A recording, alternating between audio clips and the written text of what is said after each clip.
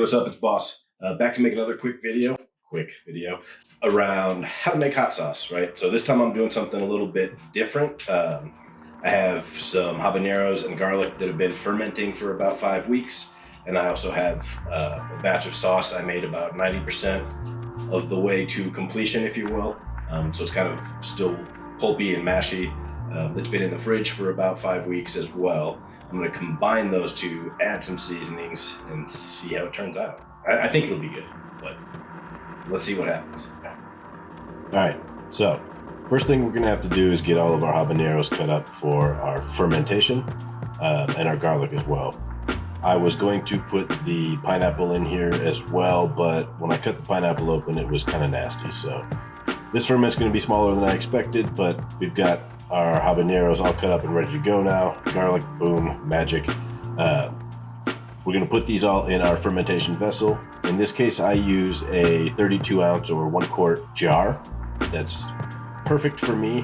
I can usually fit a lot more than this in the jar, so I'm a little worried about how much headroom I'm going to have. So really want to make sure I sanitize.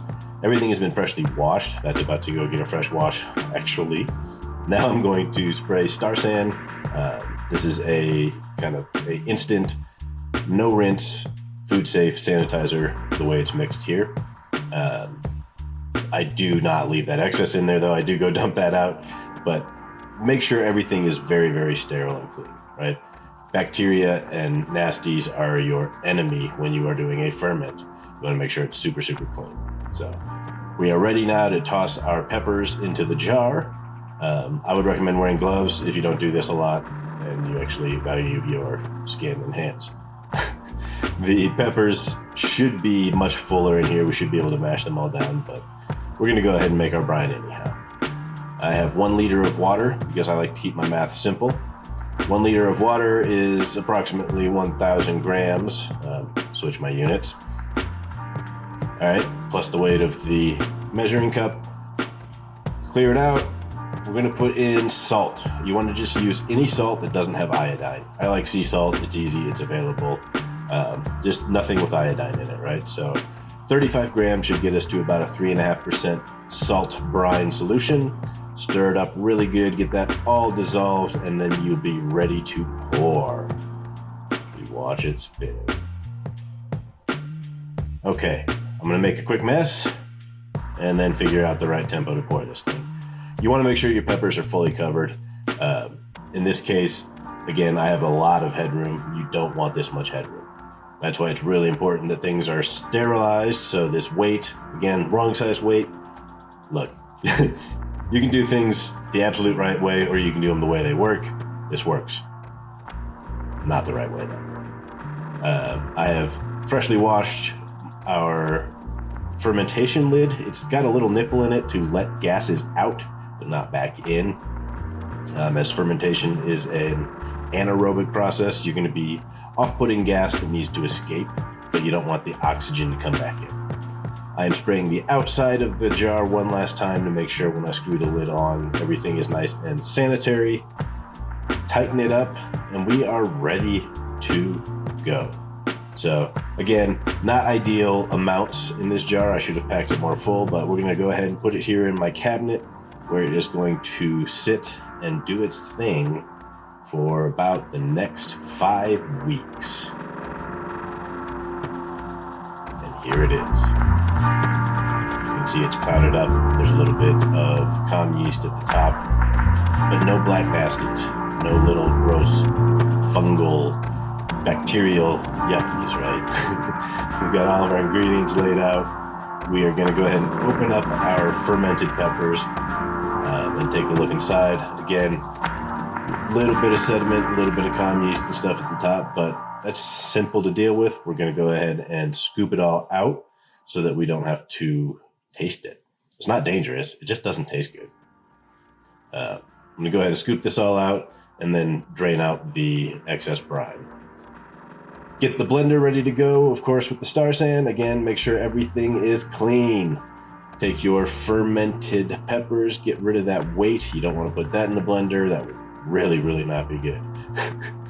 All right, dump your peppers in the blender. Really straightforward stuff. We're going to go ahead and add some liquid too. You know me, I like my vinegars. We're going to use 1/4 cup of red wine vinegar, 1/4 cup of distilled white vinegar, and about 1/8 cup of water, just to get the right amount of liquid in there. Put the lid on, clamp it down, and now let's blend.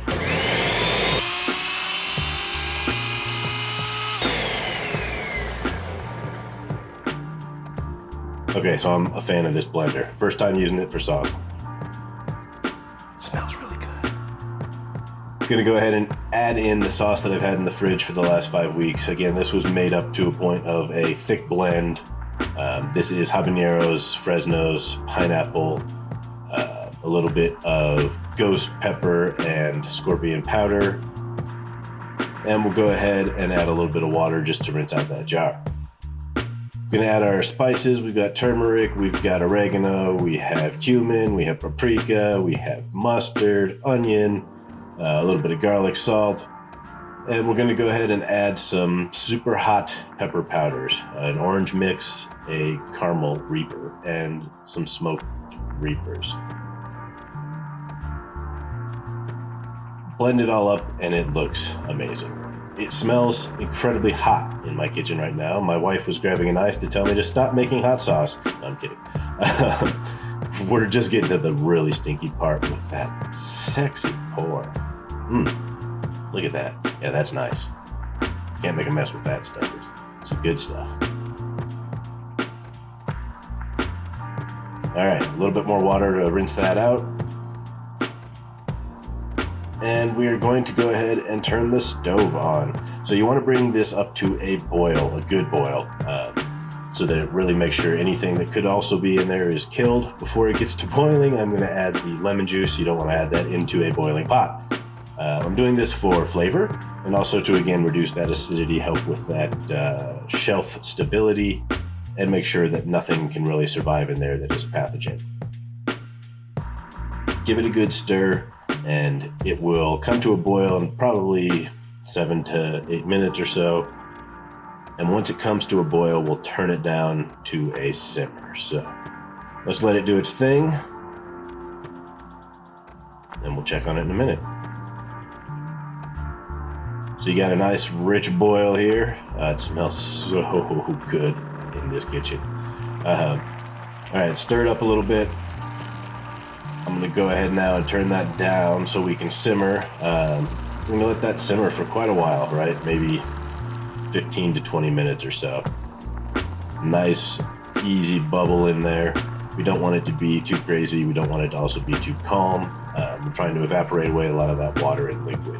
So what better to show how that's happening than a slow motion steam shot? Okay. Now that it's nice and hot, it's been on the burner for about 15 minutes or so. I'm going to add in about 2 heaping tablespoons of brown sugar.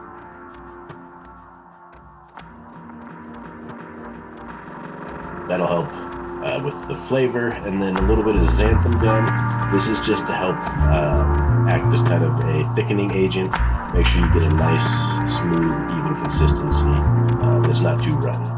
You got to really stir that good, and once you're done with that, honestly, it's been about half an hour on the stove. It's looking great. I think we're going to go ahead and let this cool down a little bit and get it ready for bottling. So these bottles have just been freshly washed and sterilized. Same with the funnel. You're going to get to see me fast speed pour hot sauce because, well, it's not very exciting.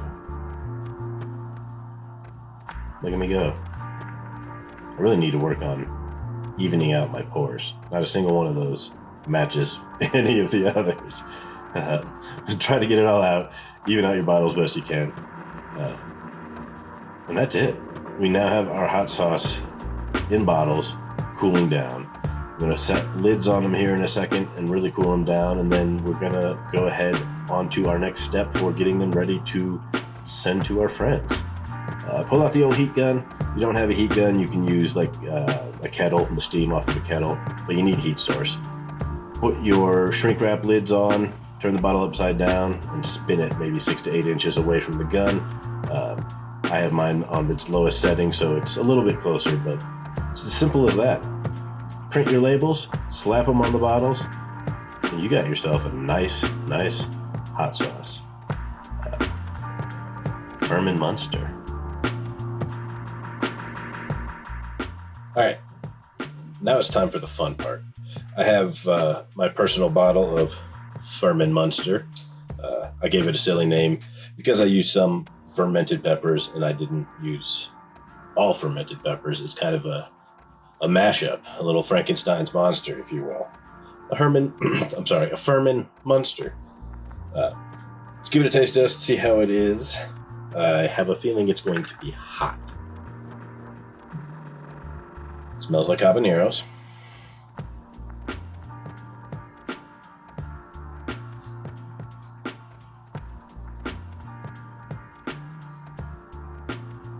Pretty good consistency. It's thick but not chunky. I'm a big fan of this new blender. Very nice consistency, nice and thick.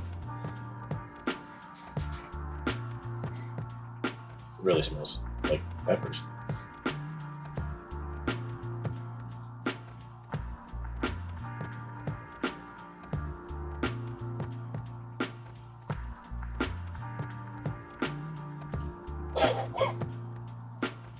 Whoa!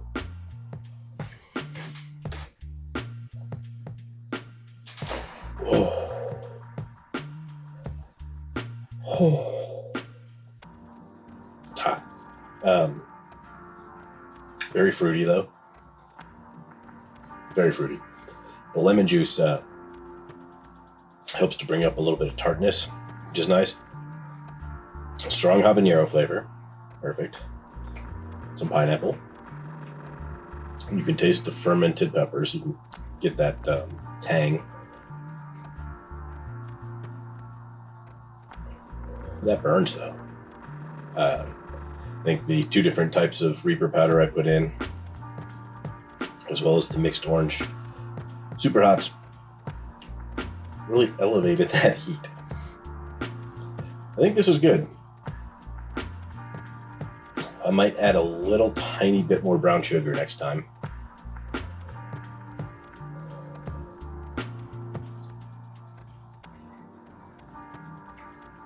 Got me sweating.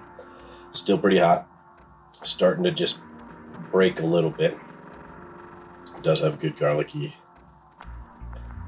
finish, but dang. Fermented Munster, no joke. It's hot. I'm actually probably gonna send out, I think there's, according to my watch, there's 7 more bottles.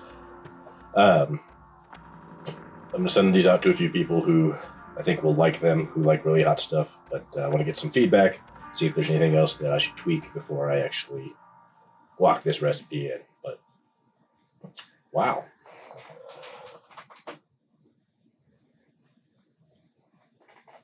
Fermented Munster.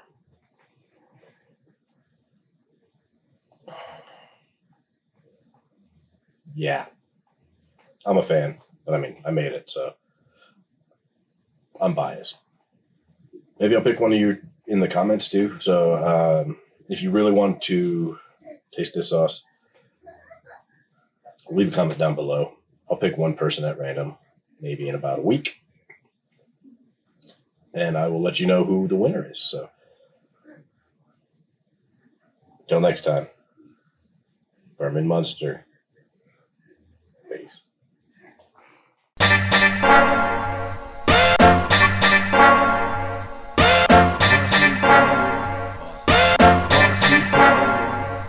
Hey yo, I grow that hotness so y'all can watch this growing journey on my way to be a botanist. I got this garden game on my kid. You should spice it up and grow like bosses.